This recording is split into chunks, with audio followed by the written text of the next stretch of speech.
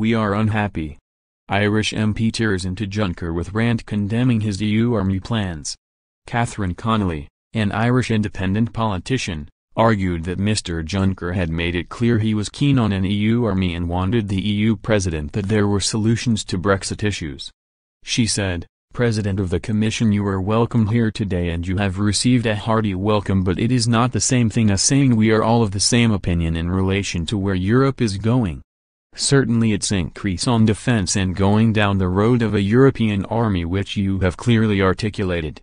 You have also indicated that the President of Hungary is your favorite dictator.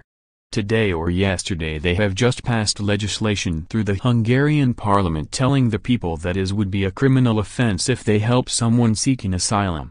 We are also seriously worried about the state of democracy in Europe, and if we are to learn anything about Brexit, and it certainly poses a challenge for this country but a positive challenge with solutions.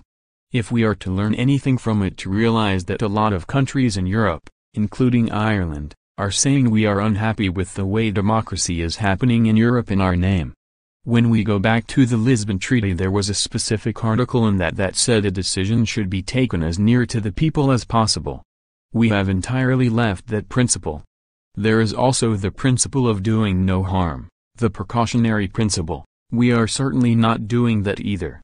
I will not stand over a European Union that is going down the militarization route. A European army putting vast amounts of money into the European Defence Fund and Agency while at the same time becoming a fortress Europe. Amid an ongoing standoff over how to maintain a free-flowing border post-Brexit, Mr Juncker assured Taoiseach Varadkar that the EU would not waver on what he made clear was a pivotal issue. He said, "This is not a bilateral question between Ireland and the United Kingdom, this is an issue between the UK and the European Union. We want to make it clear again and again that Ireland is not alone.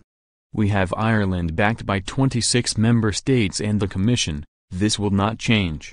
I am strongly against any temptation to isolate Ireland and not to conclude the deal on Ireland. Ireland has to be part of the deal. Both sides in the negotiations have agreed to include a so-called backstop option in any Brexit treaty, which would commit the UK to align with an EU regulatory framework in the absence of a wider trade deal. But the shape of that fallback remains a sticking point, with the EU rejecting the UK contention that it should only be temporary, even if a broader agreement fails to materialize. After talks with Mr Juncker in government buildings in Dublin, Mr Varadkar said there was an urgent need to intensify negotiations to find an agreement on the shape of the border backstop. He said, "A withdrawal agreement without a backstop is of no use whatsoever. Let me be blunt, there isn't much time left if we are to conclude an agreement and have it operational by the time the United Kingdom leaves the European Union next March. Internal British politics isn't my concern. My job is to represent my country, Ireland, and to do that as part of the European Union, and we remain at the heart of the European Union.